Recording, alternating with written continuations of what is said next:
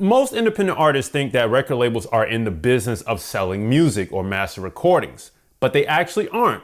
Record labels don't sell music at all. They actually sell music products made from master recordings. And what they really do is license the copyrights they own. But by the end of this video, you're gonna know the basic core operations and structure of how to run a real record label. Because my goal is to help you understand that operating a true record label by acquiring, holding, and licensing copyrights via contract is the key to unlocking effortless mastery of the recording game with minimal obstruction. And I'm going to show you what it takes to make it simple for you to achieve that result. So what we got to do is shift your mind from selling to licensing, because that is what this business operates on. So most new artists or label owners think they're selling music, as I've just said, or master recordings when they should be focusing on the actual copyright assets in the business of those copyright assets.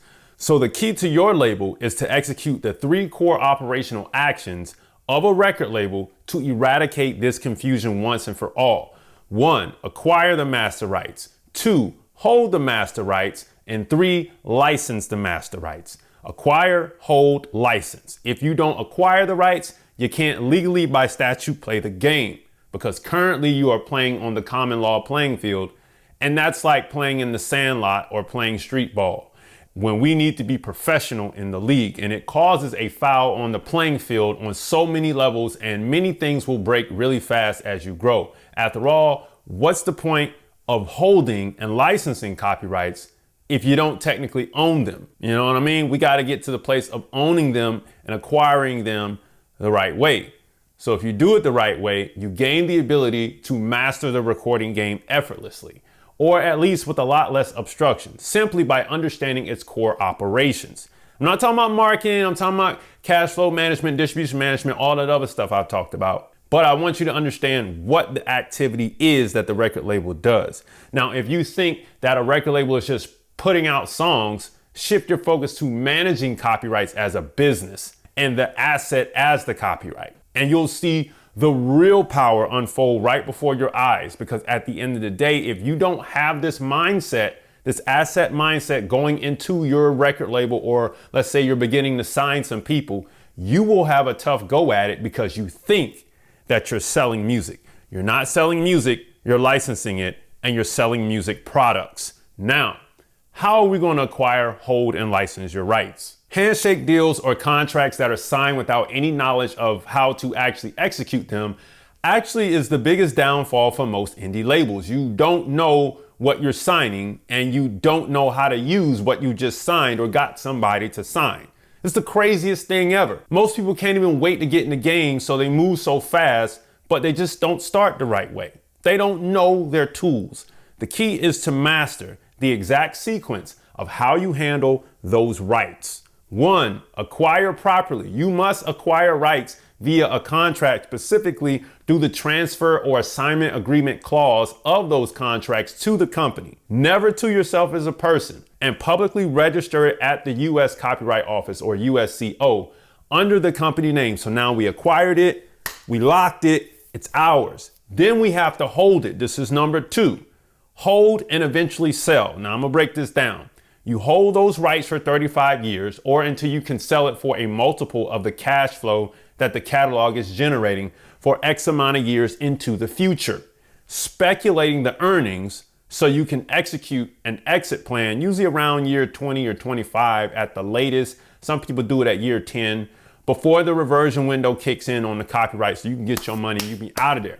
That's if you're signing artists, or if you want to sell a catalog or whatever. Everybody has to have an exit plan. I'll give you some more tidbits on this, but essentially, let's say your catalog is generating $100,000 in revenue, and it's been doing that for the last 3 years. And you say, hey, I don't want to manage this anymore. I'm sick of the music business. I want to get out. I'm tired of doing all the stuff. I got to handle all the phone calls, this, that, and the third. I'm either going to sell the administration rights, all of the rights, or whatever, for 10 times the amount that I'm making, which would be $1 million at this point, and I'm gonna exit, right? And I'm gonna still get a check, because let's say I want to keep 20% of that, I'm gonna exit, right?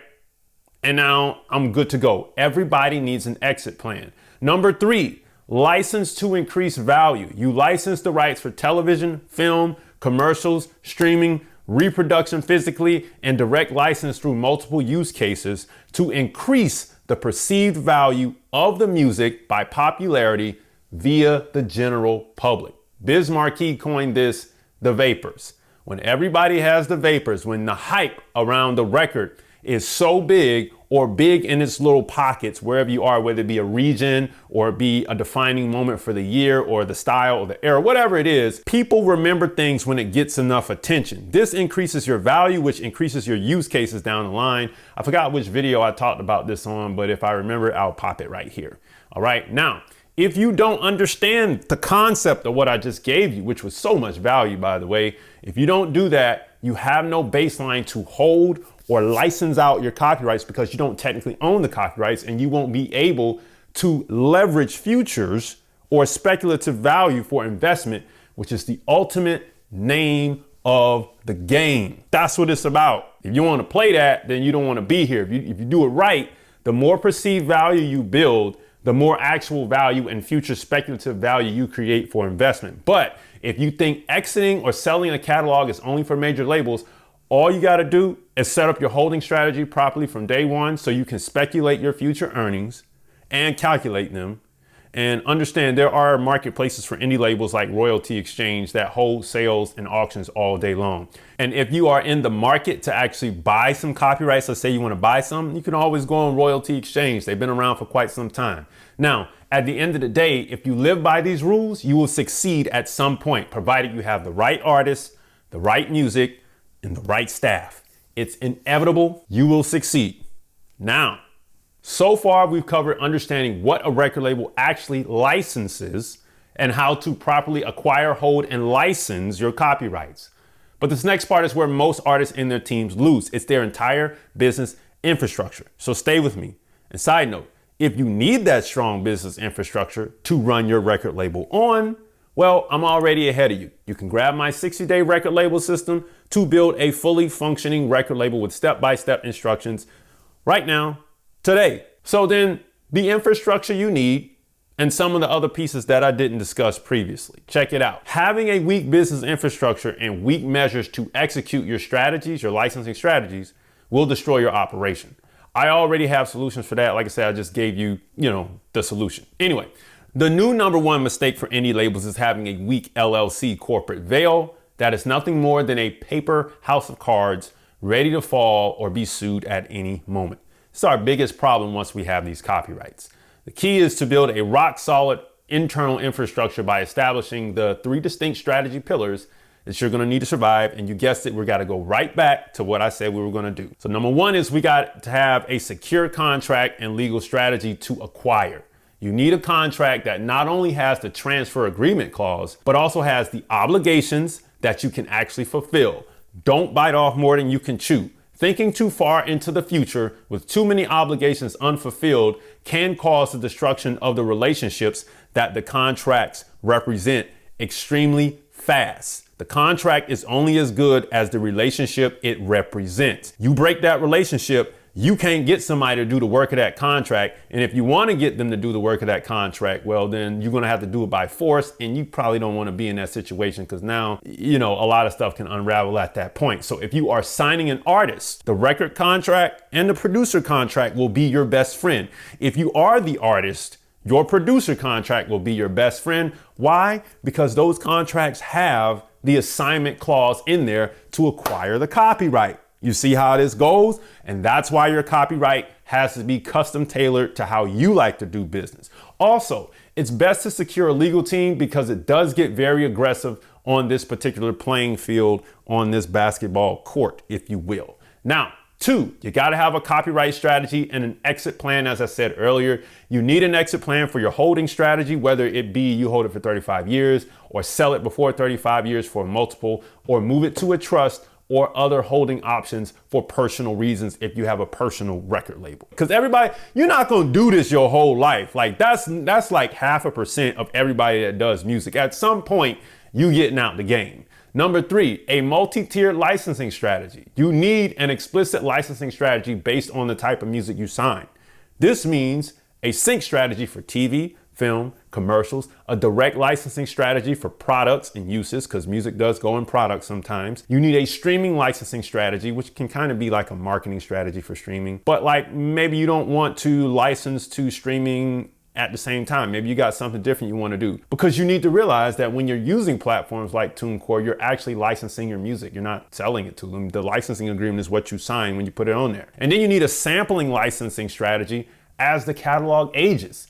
So you got to have a strategy to reach out to people by the time you get 15 years in age in the catalog, and you're like, hey, I want you to sample this. I want you to sample this. I'm going to give you special clearance rights here and there. You see what I'm saying? And then you need a training strategy for AI as the future unfolds. What are you going to do as the training begins to become mainstream in the music business as we go down the line? Now, without those strategies, you're not running a record label at the core. You're just putting out music. And if you're doing it, it's okay. Don't feel like you're doing anything wrong. If that's all you can stomach and handle just to put your music on Spotify, stay there. But if you plan on leveling up because you decided to set this up all right and build the pipeline properly so the cash can flow through it, understand, even if you are an artist, business opportunities will flock to you in droves simply because you have the infrastructure set up and built. It will just fall in. Now, if you think you don't need a robust licensing strategy, all you have to do is realize that you are already licensing your music by default the moment you put it on a distributor like TuneCore, as I just said. So you need to take active control of it, and you need to master it. I hope I'm getting through to you, because at the end of the day, if you came to play real professional ball, this infrastructure is exactly what you need. Now, here's the challenge. Write down the 3 core operations of a record label: acquire, hold, and license. Then write down which one you are doing right, wrong, or just plain confused about. Come into my community and ask me questions, or everybody else questions in there. We can help you out. 2, ask yourself this: is my LLC corporate veil a solid foundation, or is it a paper house of cards that leaves me legally exposed? If so, I got you covered in my 60-day record label. Many people that come to me don't even have this together, so don't feel bad. Even people that have been in the game for a long time can't put the LLC together the right way, so don't feel bad at all. Number 3, do this. Audit your current music catalog and ensure all master rights are assigned via contract to your company, not to you personally, and registered at the USCO. Just do it. You know what I mean?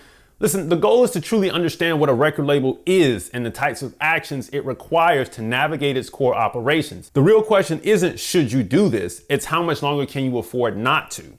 You see what I'm saying? Now, if you need help with devising a strategy around this, book a call with me or join our group strategy calls every Monday night at 7 p.m. Eastern Standard Time inside the Music Moneymakers community. Click below to join right now today. So once you have all this set up, now you can go build your marketing plan off of the fact that you understand, oh, I'm licensing and I'm selling music products.